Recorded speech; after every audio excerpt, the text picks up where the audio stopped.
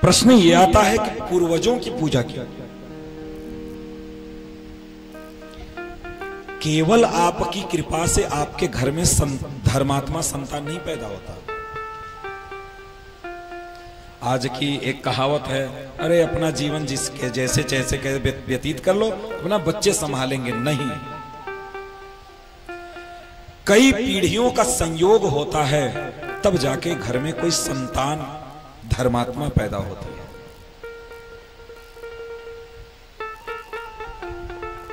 पूर्वजों के कृपा से ही हमारे घर में कोई धर्मात्मा का जन्म होता है।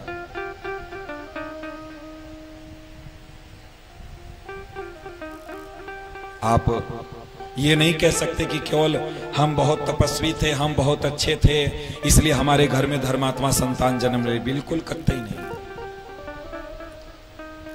कुछ आपके दादा के दादाजी मेहनत किए, कुछ उनके बेटे ने तपस्या की, भजन किया, कुछ उनके बेटे ने भजन किया, और कुछ आपके द्वारा हुआ। ऐसे पीढ़ी दर पीढ़ी थोड़ा थोड़ा इकट्ठा होते हुए पुण्य जब पूर्ण रूप से एकत्रित हुआ तो एक पुष्प का प्रादुर्भाव हुआ। इसलिए पूर्वजों के पूजा का प्रबंध इसलिए किए कि आप लोगों की कृपा से, आप लोगों के आशीर्वाद से ही आज हमारे घर में इतना सुंदर, पूरे ब्रजवासियों का प्रिय लाल का जन्म हुआ है। आप लोगों की कृपा से।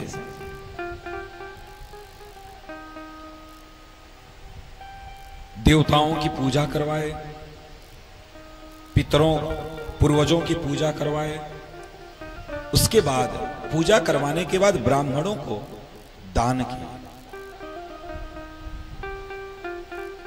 कहते हैं कि 20 लाख जो ब्राह्मण आए थे उनको वस्त्र और अलंकार के साथ साथ 20 लाख गौ का दान किए थे।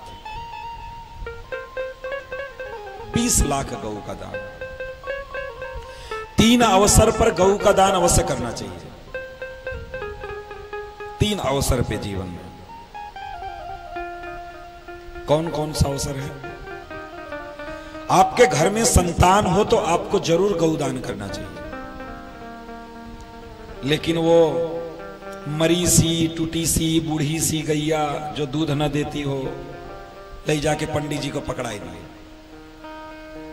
और प्रायः ऐसे अवसर पर पंडित जी गौदान करवाते हैं तो जजमान कहता, महाराज अब गौ कहां से लाएं?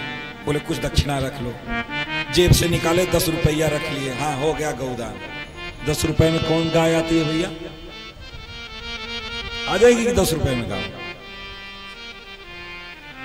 ऐसे गौदान करना भी नहीं है। गौदान करना कैसे है? गौदान जरूरी नहीं है कि आप जो ब्राह्मण आपके घर में पूजा करवाने आए हैं आप उन्हीं को दान करो। मान लो ब्राह्मण अगर गृहस्थी न हुए, कोनो बाबा जी निकल गए तो क्या करोगे आप? वो दान लेकर के क्या करेंगे फिर? गौ का दान वहां करिए जहां गौ की सेवा हो रही है। या तो पंडित जी गौ रखें, गौ की सेवा करें तो आप उनको गौदान करिए। पता लगा आपके यहां से ले जा करके 500 रुपया में बेच दिए, ऐसे भी दान नहीं करना है। गौदान अवश्य करें, लेकिन जहां पे गाय की सेवा हो रही वहां। और ऐसा नहीं कि ले जा करके गाय को छोड़े आए। अब ध्यान रखिए कि गाय की सेवा हो रही या नहीं हो रही है, देखना भी पड़ेगा। जब जन्म हो तब गौदान अवश्य करें, और जब विवाह संस्कार हो तब गौदान अवश्य करें।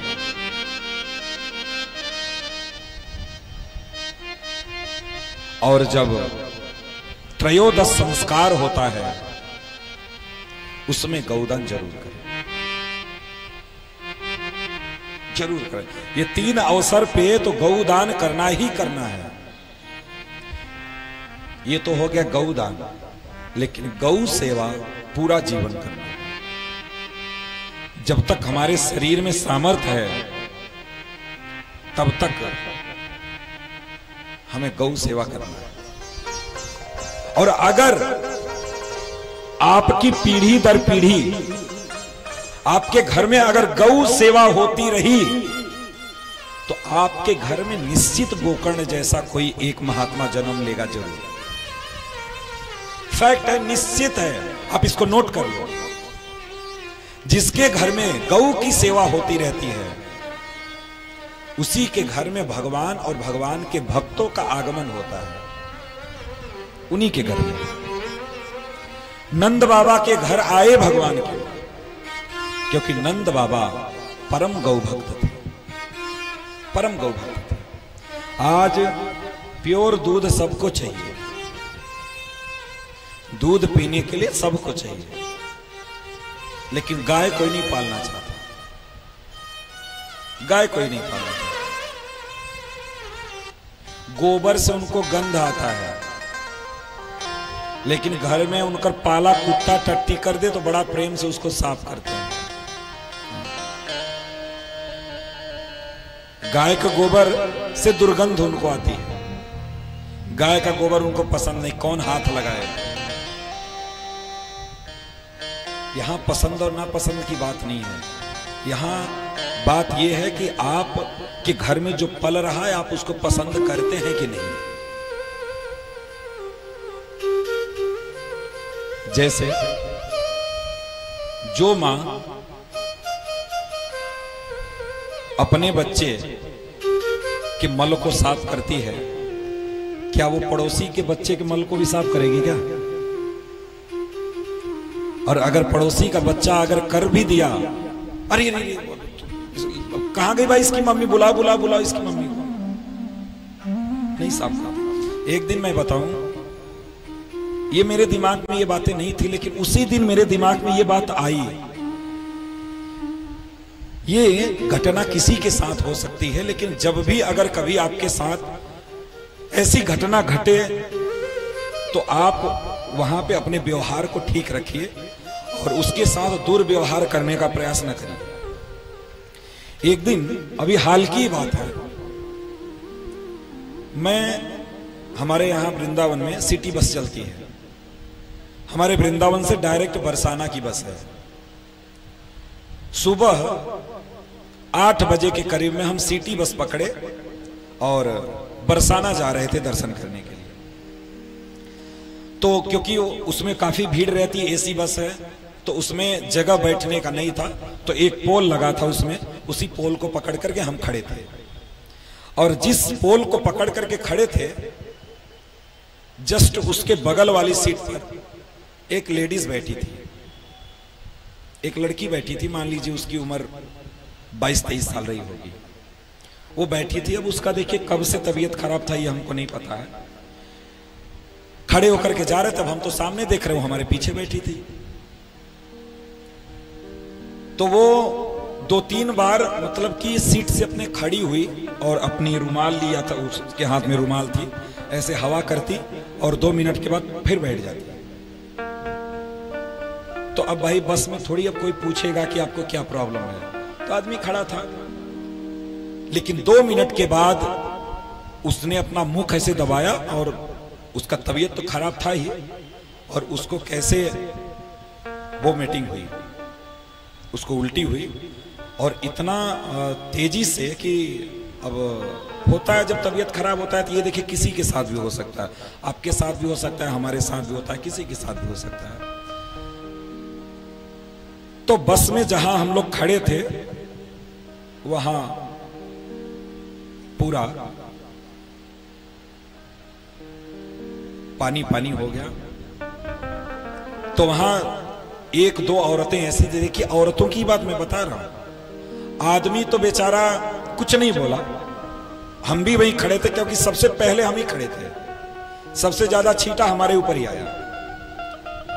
तो उसको फिर बैग से पानी निकाल करके हम दिए। हम कहे वो हमें लगता अकेली थी क्या, हम कहे मुख धुल लो। उसके बाद दो औरतें, अरे तुमको अगर ऐसा तबीयत खराब तो तुमको उतर जाना चाहिए था, तुमको पहले बोलना चाहिए था, बताओ ये गंदगी कर दी, ये कर दी, वो कर दी।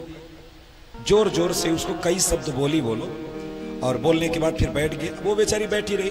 फिर 8-10 किलोमीटर के बाद उसको उतरना था, वो उतर गई। हमारे बैठे बैठे वो जिस सीट से उतरी, फिर जगह मिला तो हम बैठ गए उसी सीट पे। और उसके बाद, उसके उतरने के बाद जब हम लोग गोवर्धन पहुंचे तो इतना सवारी उतरने के बाद इतने लोगों की भीड़ आई कि किसी को पता भी नहीं चला कि यहां गंदगी थी। किसी को पता भी नहीं चला कि पैर से सब सूख गया। और जहां नीचे पे एक नीचे था, उसके ऊपर एक सीढ़ी जैसा बना था, उस सीढ़ी पे 2-3 भाई लोग आकर के बैठ भी गए।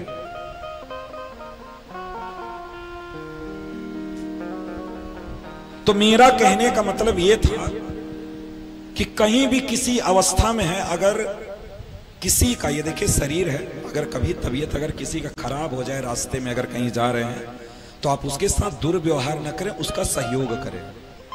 कोई बात नहीं, घर जाके आप स्नान कर लेना, क्या दिक्कत है, कोई दिक्कत नहीं है। लेकिन हम जैसे चर्चा कर रहे थे कि जो हम अपने बच्चे का करते हैं वो पड़ोसी का नहीं करते। क्यों नहीं करते? क्योंकि हम उसको अपना नहीं मानते, उसको हम पड़ोसी का ही मानते हैं। इसलिए देखते ही भागते हैं वहां से, अरे इसकी मम्मी बुला भाई, इसकी मम्मी बुला, कहां गई, लाओ इसको बोल दो भाई, इसको लाए साफ करें। तो कुत्ते की टट्टी साफ कर देंगे लोग बड़े प्रेम से, क्योंकि उससे इतना लाड प्यार है। लेकिन गाय का गोबर छूने में नाक दबाते हैं। और पहले 5-7 साल पहले की बात, जब पंडित जी आते थे पूजा करवाने के लिए, तो सबसे पहले गाय के गोबर से लीपा जाता था। आप जानना, आपका घर कैसा भी हो, पवित्र चाहे जैसा हो, जिस स्थान पे गाय का गोबर से लीप दिया जाए, उस जगह पे भगवान राधा श्याम सुंदर बड़े प्रेम से, बड़े स्नेह से आकर के विराजमान हो जाते हैं। बड़े स्नेह से आकर के विराजमान हो जाते हैं।